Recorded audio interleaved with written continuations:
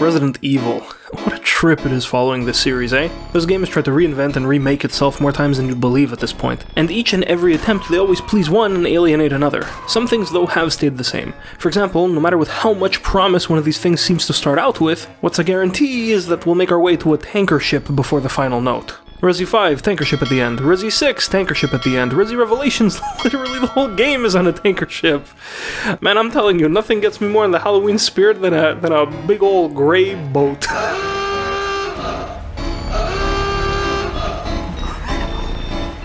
So why do we always find ourselves on these dull metal sea vessels towards the end of these games that are supposed to be about survival and horror and zombies? Well, because these games aren't about survival or horror or zombies. They haven't been for a very long time. You see, what Resident Evil has been, for its last 5 installments, chronologically anyways, is an anti-terrorism game. Didn't take long after the fall of the Umbrella Corporation for their bioweapons to end up in the hands of terrorists. They said you were involved in the terrorist attack. You're just like all the other pieces of scum terrorists. The terrorist assault was just a diversion. The real attack will spread the virus globally. Bioterror. That the lowly terrorists. Tomorrow the U.S. will suffer a bioterrorist attack. A terrorist group opposing the city's development launched a bioterrorist attack. This is no ritual. It's terrorism. Isn't that a popular word these days? Terrorists. What happened? Another bioterrorism attack. Doomsday sounds about right. To fight bioterrorism, sir. You know what we're here for, rookie. To be completely fair, I don't think people give Resi enough credit for this, because, bar some cringe, I think it's an interesting take. I guess they realized early on that they could only tell so many stories about cover-ups and pharmaceutical disasters and conspiracies as the root cause of zombie infections, and they dared to ask the question, what would happen if quote-unquote real bad guys got their hands on the spooky juice? These aren't games anymore about a rookie cop's first day on the force plus zombies. These are games about elite super agents working for various anti-bioterrorism organizations and all the action and politics involved in that sort of shtick.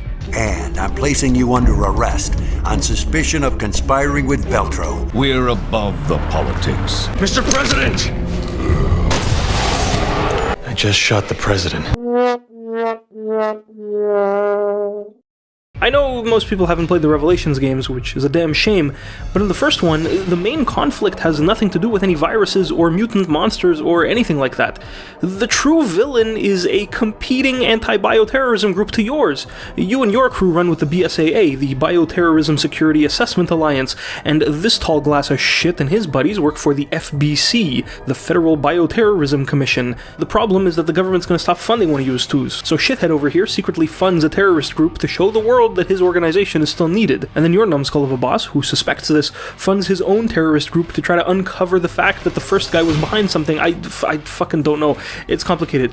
But the point is that it's not just tacked on or some shit, it's really at the root of this game. They really did try their best to make a compelling story here within the theme they'd chosen, and I think they deserve some points for that.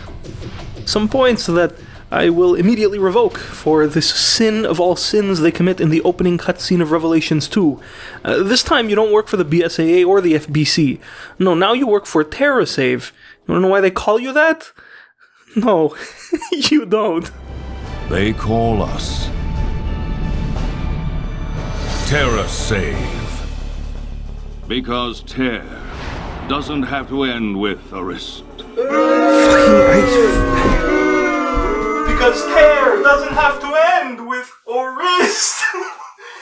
This is less than a minute into the game. This is 59 seconds into the opening cutscene, which they fucking drop Terror doesn't have to end with Orist on you. Fuck off.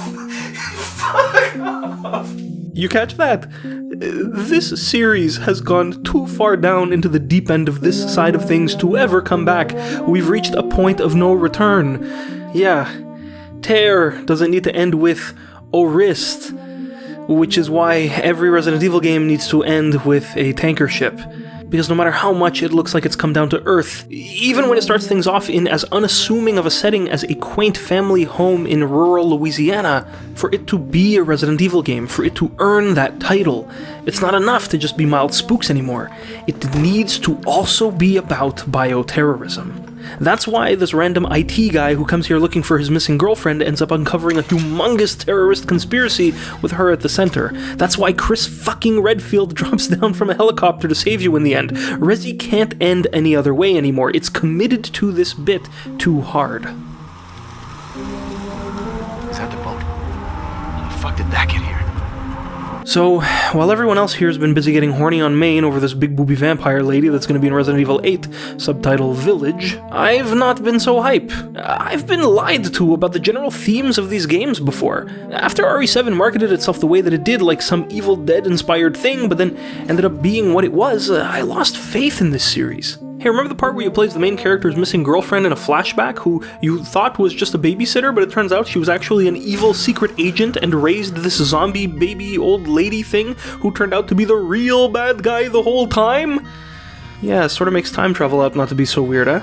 This is my boomstick! Even if this game, for the first time in a long time, legitimately does not end on a boat and legitimately does not veer off from its humble beginnings as a vampire story into a whole global bioterrorism conspiracy, I don't give a fuck, man. These aren't just any big titties. These are the big titties that cried wolf. No matter how humongo these things are, they can't cover up the fact that I've been promised something over and over again that they haven't delivered once. A back-to-basics, simple Resi horror game in gameplay and in story.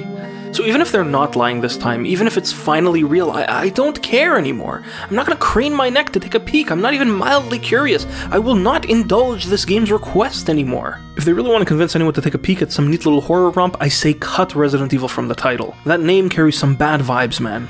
Intel says it's a haven for terrorists now. And fuck off with Chris Redfield, fuck off with the BSAA and the FBC and the TerraSave and the Umbrella Company, fuck all that shit, throw it in the trash. I don't think you need an association to the Resident Evil series to make a good horror game. Keep the AAA budget, ditch the name and themes, yo. You've proven to me at this point that what Resi is a series about bioterrorism, so if I want that fix, that's where I'll come get it. But if I want horror, this is not where I'll shop anymore. I'm sorry. What bothers me a lot is that there'd be a lot of potential if it weren't for the fact that the title gives away that this thing's eventually going to break off the rails and beeline for the ocean. The recent Resi games have been toying around with the concept of pursuer-type enemies. Trapped in a large environment with many branching paths, the player isn't alone. Somewhere out in this vast network of rooms and hallways is also your opponent, your invincible stalker, who's waiting for you to either slip up and alert them to your location, or to randomly stumble upon you as they roam around themselves. Whether it be Homer, Marge, Mr. X, or Twitter's latest wet dream over here, this kind of enemy design has become a trope of recent horror games, likely owing its revival to games like Amnesia, Slenderman, and PT, as well as the many popular Let's Players who brought so much attention to them. I'm gonna have a heart attack! But the problem, which I've complained about a few times myself before, is that even in these big budget games, the system is only skin deep. It doesn't take a lot of experience for you to be able to lift the mask from these sorts of enemies and reveal what they really are. Extremely simple pathfinding algorithms that punch you if they get too close. Of course, the reality is that everything that runs in a game is a script. No matter how realistic things look, every character and opponent is controlled by a set of commands and rules written in a programming language and executed on a processing unit. So as a player, with even the most basic experimentation that a typical playthrough allows, you can easily uncover the processes and rules that the enemies follow. You can determine how they navigate around the world. You can find out which of your actions alert them and which don't. You can find out which rooms they're allowed to enter and which they can't. You can reverse engineer them with play and reduce them to an easily exploitable system. No matter how spooky you dress it, no matter how well you integrate it into the story or characterize it, the type of digital systems that games run on impose restraints. You can't actually run a real monster or a hulking mutant man, a hot vampire lady, or a ghost on a machine.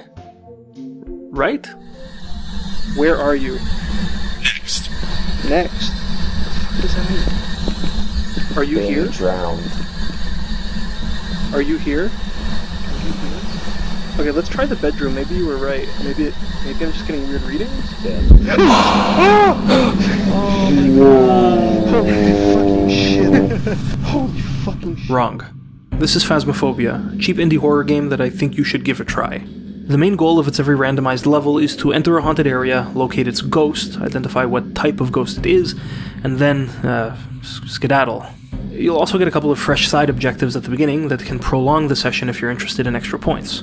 I should note here, although I play it in VR, the game is completely functional in desktop mode, and as a matter of fact, I've actually never encountered another VR player online in random matchups before. One of the things I've argued for years about pursuing monster enemies is that I think they could drastically be improved by adding random noise to their behavior. I don't think they should be so strictly defined as to be entirely predictable, because that's when the magic disappears. That's when the player stops viewing them as an independent agent and instead as any other cheesable system or mechanic in the game. When the threat has no surprises up its sleeve, when the player knows exactly what the computerized opponent can do, my interest is lost. Phasmophobia doesn't have this problem. This game borrows from the genre of roguelikes, the concept of randomizing just about everything per run. The type of ghost, its location in the building, its name, its personality, its shyness, the side goals you get, all of this changes every time you load back into the truck. I forgot to read the ghost name like I always do. Oh, let's get that. Ghost name is Mary White, and it's responding to people who are alone. The objectives are get it with a motion sensor, get a room with below 10 Celsius, and dirty water in a sink, so forget about that one. The moment you enter its building, you have no idea what you're in store for. And what's genius in my opinion is that the whole goal of the game is to slowly whittle it down and figure out what you can about it. Once you've quote-unquote solved the ghost, when it's no longer a mystery, then it's safe to leave and get ready for the next round. What this game understands is that there's no point lingering with a case you've already cracked. Ghost orb also, that's all the evidence. Got ourselves some... Nice. It's like Resi 4, right? Ask what most people remember most fondly about it, it's probably those first couple of regenerators. Those guys worked because the first time you saw them you had no context for them. Not only that, but you lacked the key to unlock the puzzle that beats them. They were horrifying enemies unlike anything you'd ever seen in the game before. But you spend the rest of the level getting this special tool you need to trump them, and it's over. There's nothing special about these guys anymore. You can see right through them. Literally. Not a single one they throw at you for the rest of the game has the same impact as those first ones. Follow me. Fast forward 15 years, Resi hasn't learned its lesson. The first time you see Big Boy have trouble with a door, you're not scared of him the same way anymore. When you realize Old MacDonald won't come get you down the stairs, you get a different impression of him. And as much as I hope otherwise, for the sake of everyone who's really excited about Resi 8, I'm afraid that the first time you realize that this Elvira-looking ass can't fit her bust through the door, you're gonna see it too. That's what Phasmophobia gets. Once you've figured out what's the type of ghost you're dealing with and what it can do and what it can't do, you leave. The game resets. So what's great about that is that in addition to just getting killed and getting a game over, another possible fail state introduced by this objective is choosing to quit midway through. If the ghost is being particularly aggressive and it's making it hard to work around, or if you're just too scared as the case may be, then you might make the choice to leave the level incomplete and make an uninformed guess, and skedaddle. All my friends have died. Yeah, that's terrifying. Yeah, thank you. I see someone holding a soap bottle in front of my face. God bless. I have no idea what kind of ghost that could possibly... Oh, fuck, I can't get my book. Literally the only thing we have is freezing temps. I know you guys can hear me, so here's what I'm going to do. I'm just going to look at this camera for a sec. If I see a ghost orb, maybe I get a clue. Doesn't look like it. I don't know. Or maybe... Fuck all this shit. Maybe we just say, I'm really fucking scared. Maybe let's say that thing killed 4 of us, and so it must be a demon. I'm gonna say we had freezing temps. I'm gonna say we had spirit box, and I'm gonna say we had whatever the other one was. I think ghost writing. And that makes this a demon. Case closed. Bada bing. Everybody put the demon in your book, or put whatever the fuck you want, honestly, because I don't want to be the only survivor here. Get the fuck out of here. The way this whole process works is that each kind of ghost has different sets of properties, abilities, and effects it can make on the environment and players around it. Your goal as ghost hunters is to be observant and spot these effects as they occur naturally, or engage with the ghost and elicit responses from it that will demonstrate them. Once you've noted at least 3 different specific effects, that's enough to filter it down and pinpoint which type of ghost is haunting you. What you have at your disposal to do this with is a collection of very simple tools equipable at the start of the game. These tools are all loaded in the truck outside, and since only a few are equipable at once, either one or many players may need to make a few trips back and forth to bring all the equipment they need. What I really like about this, and the way that it applies to the VR mode especially, is that the way you interact with the game is similar to a sort of job simulator. None of the tools are super complicated, they all work exactly how you'd expect. They all just have one interaction, and most of them only solve one main problem each. There's not really any overlap, there's always one specific tool for one specific job. In that sense, it's a lot more like an escape room than a video game, and so, of course, none of the tools you have are expressly defensive or offensive. Games like Resident Evil at one point did legitimately foster that feeling of being outmatched by your foe, and even today they seem so desperate to make you think you are despite handing you 50 fucking grenade launchers or something. Here though, you cannot eliminate the ghost. That's not even your goal. You go into this knowing it's a one-sided fight and that if it starts to attack, the best you can do is hide in a closet. All you're trying to do is collect information about it, and it, indirectly, is making that challenging by trying to get you to leave. We're good. Holy fuck. No, Max! Max dead. Oh no! So, for an example of a passive observation, often the first thing you'll do upon entering a place is draw a thermometer and run through the house pointing it in every room. If the power's on in the house, then the room that the ghost is inhabiting will be measurably colder than the rest. If you get a sub-zero reading, or you notice the fog of your own breath, then congrats, you've collected a piece of evidence. You can log freezing temperatures in your logbook. You're now 1/3 of the way through cracking this case. Now say you've been in the room for a bit, you've set up some cameras for the boys to monitor back in the truck, and so far nothing else out of the ordinary has occurred. This is the point where you might want to try fucking around with Casper, and where the game introduces to you its coolest fucking system. Phasmophobia is the first game I've ever seen to truly make use of an AI technology in a compelling way that enhances gameplay and immersion. The game, piggybacking off of some of Microsoft's own pre-installed voice recognition packages on your local PC, provides a natural language processing interface for you to commune with the ghosts that it serves. How did you say it exactly? White, nobody likes you. I don't remember what I said to her, but I pissed her off. Nobody likes you, Mary White. Come on, Mary White, you little bitch. Come on. Mary White, come here, you little bitch. Thank you. I think it. Oh my god. This is quite a few levels beyond Hey You, Pikachu. You little bitch. The game offers 3 different ways to talk to ghosts. First, you can just speak aloud in the room that it's in. You can ask it for a sign, you can ask it to turn off the lights, to close a door, to move something around. And if the system's weights and biases are balanced the right way, then you might get a response. Reveal yourself. Oh my god! Then there's the spirit box, a little static radio you can speak directly into to get verbal responses back. Again, assuming you've got the AI in an approachable state. Some ghosts won't respond unless you're alone in the room with the lights off. Others won't speak unless you say their name first. Does anybody know the ghost's name? It was... Oh my god, it was like Julie Brown or something? Oh shit. Certain types like Banshees pick a specific player as their favorite target and won't appear to or engage with anyone else. And some, even if you've got everything right, might just choose not to respond immediately or to every question. So it's not a matter of just turning it on, trying to speak to it once, and then checking that off the to-do list. You've got to try using the same tool under a couple of different circumstances before you can outright rule out that your ghost is verbal. Are you friendly? Okay. We have spirit box. What are you saying? We have spirit box. I'm also very scared. You're fine. No, you can't decide how scared I am. Dude, I just heard something again. And then of course there's the Ouija board, which randomly spawns in some levels, has a more limited set of questions you can ask, but has a secondary effect, which is that using it drops the sanity level of anyone near it. Sanity being one of many metrics taken into account by the AI when it comes to triggering its ghost encounters. I really like this system. NLP is one of my favorite applications of AI. I've built a few little demos of it myself. Some of you might remember my Twitter bot Ace Nickelback. But what's cool in the way that it's used in this game is that making you use inputs such as natural language, literally your own speech, forces you to meet it on its level. Long overdue here is a little shout out to Zach Frazier, because his video on Little Nightmares 2 helped me realize something about how I personally enjoy horror games, but also because he's made a whole video about the Resident Evil and its anti-terrorism themes. What up, Zach?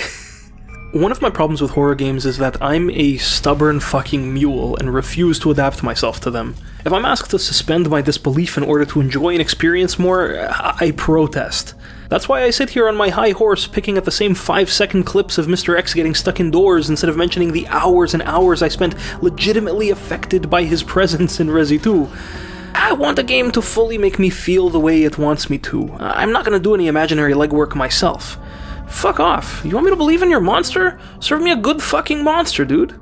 So making it mandatory that I actually speak to a ghost and that I meet it halfway forces me to immerse myself in its world. Yes, just like the pursuer enemies from other games, I can break it down if I want. In reality, I'm not speaking to a ghost. When I ask the ghost for a sign, I'm just saying words which a voice recognition system is parsing and sending to the game's AI, which tries to determine my intent and, based on any number of variables in different states of the game, decides whether or not to respond by flicking the lights, slamming the door, or flashing a spooky ghost. But here's the really cool thing. The ghost isn't just perking its ears up when you want to talk to it. It's always listening to you. Whether you're speaking to your teammates, reacting to events happening around you, or deliberately trying to speak to the ghost, it always hears you and is constantly trying to use what you're saying to derive your intent and modify its behavior accordingly, with its goal always to spook you. When I asked for random noise to be injected into the system, this is much more than I was expecting. We could do an influencer vlog, guys. Sit on the bed and just do a story time video. Whoa, you hear that? Yep. Oh my god, it's in the bathroom.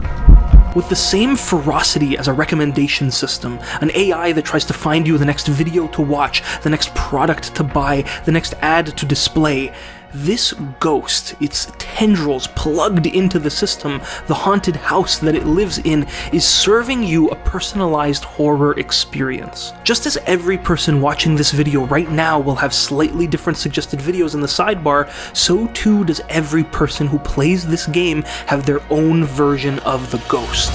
I'm someone who swears a lot, especially in emotional situations. I'm not gonna swear, I'm not gonna swear, I'm not gonna swear, I'm not gonna swear. Fuck. So, when I'm scared, I'm not just scared, I'm fucking scared. Now the ghost is already listening out for words it should expect to hear in this sort of environment, things like scared, spooked, afraid, etc. But it's also listening out for expletives. Fuck, shit, son of a bitch, those guys. Behind the scenes, the ghost has a sort of aggro meter that influences the probability that it'll do something crazy. It's based on a lot of different things, but one of them, of course, is player speech. If I'm in a room and I express that I'm a little scared, that could increase the chance that the ghost will pop up and give me a little spook by +1, let's say. If my response to that is to openly and unintentionally declare that I am now very fucking scared, that's another +2 into the ghost's meter, increasing the chance of another apparition. There's a lot more that goes into it, like whether I'm alone, whether the lights are on, what items I have, what my sanity level is, but you get the point, hopefully. The system has a neat little feedback loop built into it, and critically, it's abstracted to the point that, as the player, it's hard to tell or to break it down and analyze it. Yes, in the background what really happened was just a process, a bunch of gears all lining up in the right way and crunching out a result. But to me, according to my perception, it was a lot more natural than that. I walked into a room and got a little scared, a ghost showed itself, I got even more scared, and the ghost showed itself again. Pair that with rolls of the dice, with randomness, the fact that the ghost doesn't always give you the same output for the same input, and you've got, from a gameplay side, a personalized system that's not predictable or cheesable, and from an immersive world-building side, a ghost that feels real. Margaret Smith, I have your fucking teddy bear. You want it? Come fucking get it, huh? Huh? No, it's Margaret, I'm fucking giving your teddy bear a swirly. Oh my god, he is! He just opened Margaret, he is! Holy shit, you didn't see this. Even after tons of sessions at tons of different difficulties, the next ghost can always do something you've never seen before. One of the first things any other players, or some of my friends, ever told me about the game was never to ever clearly indicate when I wanted to leave the house. According to them, the ghost would wait for you in that most vulnerable moment, as you're navigating to the exit before locking you in and beginning a hunt session, forcing you to turn back and seek refuge inside. And, according to them, it would predict when you were trying to leave by your speech. I'm gonna go back to the truck to check for orbs. Wait, I fucked up. I shouldn't have said that. It's all good, it's all good. Not so fast, Eager McBean. Oh shit! So they taught me a way to counteract that. That's why if I want to communicate to my team that I think we should head back to the truck, I won't say, let's head back to the truck, or let's go, or I'm leaving, or let's get the fuck out of here. No. That's why I'll say, let's skedaddle, and try not to say anything suspicious sounding that makes it sound like we're gonna leave. Sorry, I shouldn't have said that. Okay. And game after game, I do that without any evidence that it actually works until I slowly begin to loosen up. And then this happened. How will we know the crucifix worked? We'd have to go back to the truck and check. Oh, okay. Which we could do. We could check if we got some of the objectives. We don't have to. We could go one by one, but whatever. No. Yeah. Okay. Yeah. Let's. Okay. Let's go. Oh my god. First, I let slip out my intent, and the ghost immediately showed itself, but didn't attack. Then we all made a little convoy and proceeded down the stairs and towards the door. But after just I made it out, the ghost locked the door behind me, trapping my two partners inside, Zach and Nova Canoe. And all I could do was watch helplessly from the window as the kiwi was cut. And then there were two. Ah, fuck. I don't know if that was a deliberate choice by the system to let one of us out safely before going aggro on the two behind. I don't know if us announcing our decision to leave had anything to do with it. I don't know if the 3 fucks and a bitch I dropped on the very short way down the stairs contributed at all. Dude, I got so many pictures of that fucker. Oh fuck, dude, he closed the door on us. Son of a bitch. At least he's not, like, fucking with us too hard. Man, I really gotta work on my fucking potty mouth I got here. Fuck. But the kicker is that I can't know for sure. And so for the rest of my time in this game, this memory and the doubt and paranoia associated with it will certainly contribute to my fear going forward. What a fucking wild ride. Imagine having to deliberately speak differently to navigate a game's obstacles. Imagine having to repress your natural responses to events around you as not to feed them to your opponent. This is a game where your words can and will be used against you. In a haunted house. This is a game where you have to physically whisper to a teammate you're hiding with, because if your voice is too loud, the ghost can find you. Like, fucking hide and seek. Show me anything as compelling as that shit in Resi 8. Show me. Please.